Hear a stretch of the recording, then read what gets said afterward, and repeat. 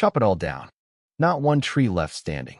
That's what she screamed at the police officers standing there in my apple orchard, like she was commanding some kind of emergency raid, as if the fate of the entire world depended on clearing my land in that exact moment. And by she, I mean Karen, the self-appointed HOA president with platinum curls, sunglasses the size of hubcaps, and an ego that could swallow this whole county. I didn't move, didn't argue, just rested my hand on the bark of one of my century-old trees and pulled a card out of my jacket pocket. Karen froze mid-stride, her face going paper white. The cops exchanged a look, and the entire street went silent because she'd just realized she had stepped into a fight she couldn't win, and the crazy part is, that was only the beginning. See, 5 in the morning is my sacred time. The orchard's quiet, the air's still damp with night, coffee in my hand, steam mixing with the smell of apples ripening. My 47 trees are more than trees theory family. My grandfather planted the first rows when this was farmland, long before some developer dreamed up Willowbrook Heights. There's even an old brass sign on the gate, Sunset Orchard, Est. 1953. Folks still stop and snap pictures. Makes me proud every single time. But pride doesn't mean much when someone with a pink clipboard decides she knows better than history. Danamy's 16-year-old was the first to spot her. He comes stumbling out in pajamas, hair sticking up, phone in hand like he'd just intercepted launch codes. Dad, some lady's measuring our gate. I look up and there she is, high heels at dawn, crisp white blazer, hot pink clipboard, and a laser device probably worth more than my truck. I thought maybe she was lost.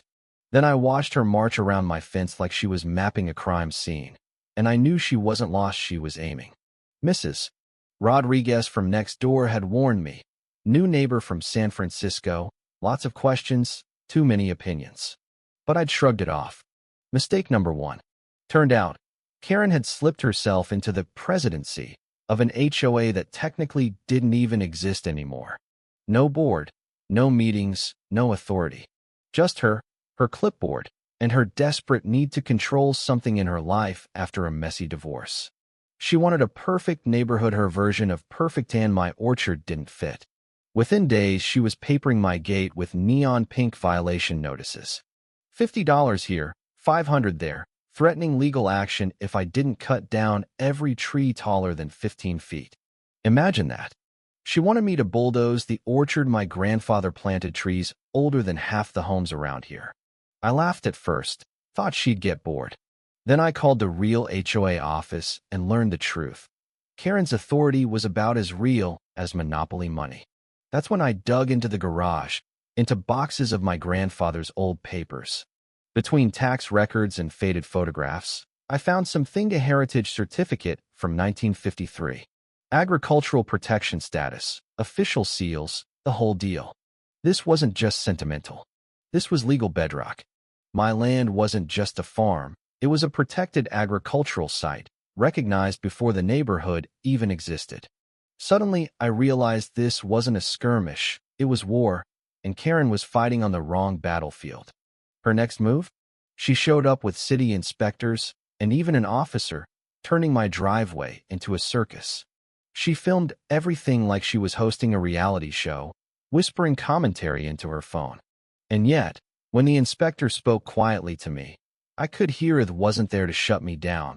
He was there because Karen had screamed loud enough to force paperwork through. My orchard was fine, except for some old permits lost in a flood decades back. 30 days to update the files. Fair enough. Karen spun it into extensive violations, handing out typed reports to neighbors, stirring panic like a gossip fire spreading down the block. But here's where things twisted. Trevor, the tech guy who lived a few houses down, usually too busy walking his designer dog to say more than hi, walked over that night. Dude, he said, your orchard is actually historic. I checked. It's legit. Funny how fast opinions change when people see truth up close. Mrs. Rodriguez, bless her, was already on my side, dropping off tamales and swearing my grandfather's legacy mattered more than property values.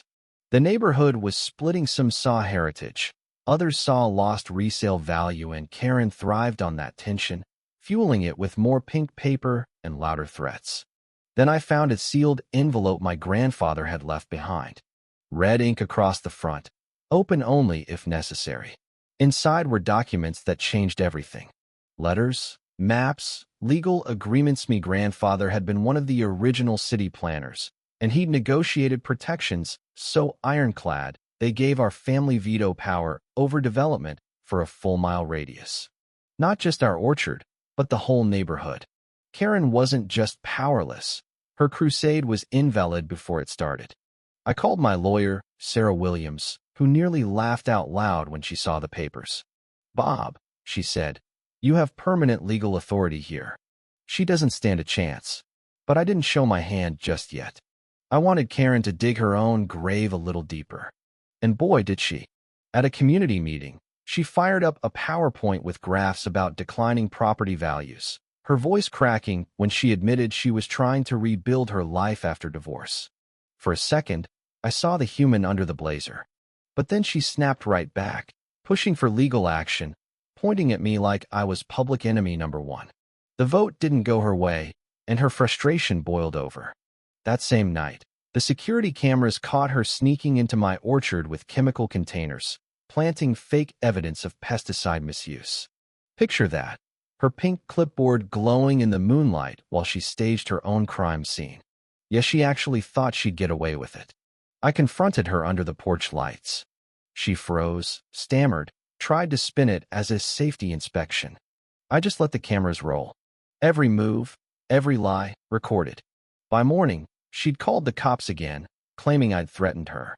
So when the cruisers pulled into my driveway, half the neighborhood watching from their windows, I knew it was time to end this. Sergeant Williams read my grandfather's documents, recognized the signatures, and said the words that flipped everything. "This family has foundational legal precedents here." The look on Karen's face priceless. Her clipboard shook in her hands, her confidence collapsing in front of the crowd. Neighbors gathered. Mrs. Rodriguez spoke up. Even Judge Wilson from down the street confirmed the documents were real.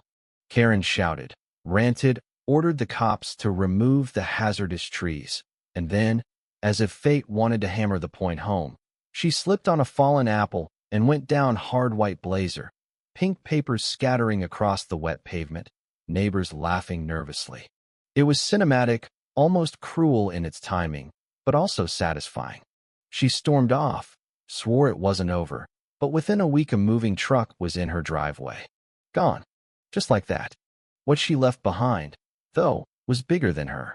The paper trail she forced me to uncover put our orchard in the spotlight. The local paper ran a headline about a heritage farm under siege. Donations poured in. School groups started visiting. The county sent official recognition, locking our protections into public record. Trevor even built a website documenting the orchard's history. And Dan and me kids started dreaming about studying agriculture and preservation in college, maybe carrying this legacy forward. Karen wanted to erase the orchard, but instead, she immortalized it. Sometimes I think about her, though. Mrs. Rodriguez told me she saw Karen crying while packing boxes, and for once, no clipboard in sight. Just a woman broken by her own need for control. She even left her pink clipboard on my porch with a note. "I'm sorry. Take care of your beautiful trees." Maybe she wasn't evil. Maybe she was just lost. Still, what she tried to destroy ended up uniting the community in ways I never imagined. Families come every fall to help harvest. Neighbors host potlucks under the apple trees, and kids learn history from the same land my grandfather once walked. That's the legacy Karen accidentally helped preserve. So here we are in orchard stronger than ever, a community closer than before, and me finally understanding my grandfather's last words. This land isn't just ours. It belongs to history. He was right. And Karen? Well, she became history too. Now, let me ask you, was Karen a villain who got what she deserved?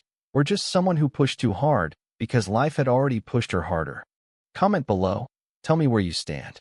Should people like her be punished or forgiven? Do you think she got what was coming? Or did she just lose herself trying to fix a life that couldn't be fixed with rules and clipboards? I'd love to hear your take because stories like this aren't just about land or laws. They're about people, power, and how far we'll go to protect what we love.